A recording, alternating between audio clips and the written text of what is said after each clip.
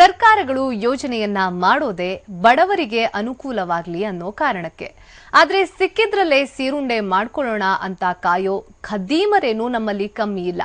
ಹೀಗೆ ಕೇಂದ್ರ ಸರ್ಕಾರದ ಯೋಜನೆಯೊಂದರ ಹೆಸರಲ್ಲಿ ತುಮಕೂರಿನಲ್ಲಿ ವ್ಯಕ್ತಿಯೊಬ್ಬ ತನ್ನ ಜೇಬು ತುಂಬಿಸಿಕೊಳ್ಳೋ ದಂಧೆ ಶುರು ಮಾಡಿದ್ದಾನೆ.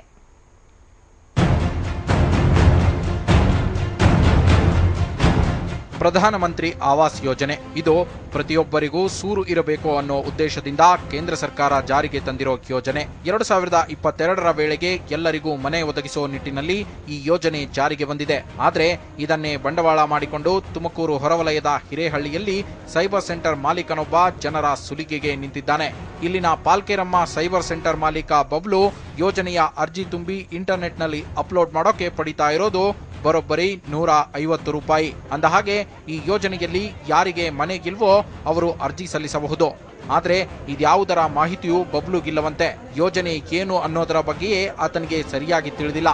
ತನ್ನ ಜೇಬು ತುಂಬಿಸಿಕೊಳ್ಳೋಕೆ ಸಿಕ್ಕವರಿಗೆಲ್ಲ ಸೈಟ್ ಸಿಗುತ್ತೆ ಅಂತ ಆಸೆ ಹುಟ್ಟಿಸಿ ಹಣ ವಸೂಲಿ ಮಾಡ್ತಿದ್ದಾನಂತೆ. ಪ್ರಧಾನಮಂತ್ರಿ ಅವರು ಸೈಟ್ ಕೊಡ್ತಿದ್ದಾರೆ ಅಂತ ಎಲ್ಲ ಇದು ಮಾಡಿದ್ದಾರೆ. ಅದರಿಂದ ಒಂದರಿಂದ ಒಬ್ರು ಇಬ್ರು ಮಾಡಿಸ್ಕೊಂಡು ಹೋಗಿರೋದ್ರಿಂದ ಅವರು ಹೋಗಿ ಪ್ರತಿಯೊಂದು ಊರಿಂದ ಸ್ಪ್ರೆಡ್ ಆಗ್ತಿರೋದ್ರಿಂದ ಬಾಯಿಯಿಂದ ಸ್ಪ್ರೆಡ್ ಆಗ್ತಿರೋದ್ರಿಂದ ಅವ್ರು ಹೇಳ್ತಿರೋದ್ರಿಂದ ಇನ್ನೊಬ್ರು ಮ್ಯಾಲ್ ಬಿದ್ದು ಬರ್ತಿದ್ದಾರೆ. ಇದೇನು ಎತ್ತ ಅಂತ ಕ್ಲಿಯರ್ ಆಗಿ ಯಾರಿಗೂ ಗೊತ್ತಿಲ್ಲ. ಬಟ್ ಕ್ಲಿಯರ್ ಆಗಿ ಗೊತ್ತಿಲ್ಲದ್ರಿಂದ ಇವರೆಲ್ಲ ಮಾಡ್ಕೊಡ್ತಿದ್ದಾರೆ. ಅದು ಕನ್ಫರ್ಮ್ ಆಗಿ ಜನರಿಗೆ ತಿಳಿಸಿ ಆಮೇಲೆ ಎಲ್ಲ ಏನಿದೆ ಎತ್ತ ಅಂತ ತಿಳಿಸ್ಬೇಕು. ಇದು ಸೈಟ್ ಕೊಡ್ತಿದ್ದಾರೆ ₹150 ಎಲ್ಲ ಅಂತ ಹಿಂಗೆ ಮಾಡ್ತಿದ್ದಾರೆ. ಬಟ್ ಏನಂತ ಜನರಿಗೆ ಇನ್ನೂ ಕ್ಲಿಯಾರಿಟಿ ಇಲ್ಲ. ಅದು ಮತ್ತೊಂದು ಎಡವಟ್ಟಂದ್ರೆ ಪ್ರಧಾನಮಂತ್ರಿ ಆವಾಸ್ ಯೋಜನೆ ಬಗ್ಗೆ ಇಲ್ಲಿನ ಜನರಿಗೂ ಸರಿಯಾದ ಮಾಹಿತಿ ಇಲ್ಲ. ಅದರಲ್ಲೂ ಬಬ್ಲು ನಡೆಸ್ತಾ ಇರೋ ಸೈಬರ್ ಸೆಂಟರ್ಗೆ ಅಪ್ಲಿಕೇಶನ್ ಹಾಕೋಕೆ ಬರ್ತಿರೋರು ಹಳ್ಳಿಯ ಜನ. ಹೀಗಾಗಿ ಅಮಾಯಕ ಹಳ್ಳಿ ಜನರನ್ನ ಟಾರ್ಗೆಟ್ ಮಾಡಿ ಬಬ್ಲು ವಂಚನೆ ಮಾಡ್ತಿದ್ದಾನೆ ಅನ್ನೋದು ಸ್ಥಳೀಯರ ಆರೋಪ. ಆದ್ರೆ ಈ ಬಗ್ಗೆ ಬಬ್ಲುನನ್ನ ಕೇಳಿದ್ರೆ, ನಾನು ಸರ್ಕಾರದಿಂದ ಪರ್ಮಿಷನ್ ತಗೊಂಡಿನಿ, ಪ್ರತಿ ಅರ್ಜಿಗೆ ನಾನು ₹30 ಕಟ್ಟಬೇಕು, ಎಲ್ಲ ಖರ್ಚು ಸೇರಿ ₹150 ಪಡಿತಿದ್ದೀನಿ ಅಂತ ಸಮರ್ಥಿಸಿಕೊಳ್ತಾನೆ. ನಮ್ಮ ಅಮೌಂಟ್ ಕಟ್ ಆಗುತ್ತೆ ಅವ್ರಿಗೆ ₹30 ಪ್ಲಸ್ ನಂದೆಲ್ಲಾನು ಪೂರ್ತಿ ಚಾರ್ಜ್ ಆಗಿ ₹150 ವರೆಗೂ ಹೋಗುತ್ತೆ.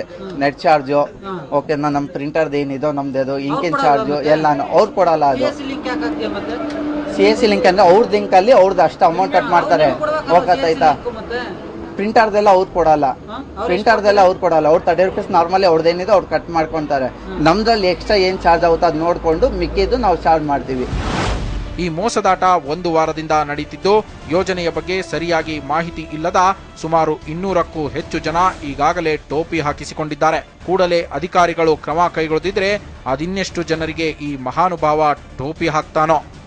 ಮಹೇಶ್, TV9, ತುಮಕೂರು.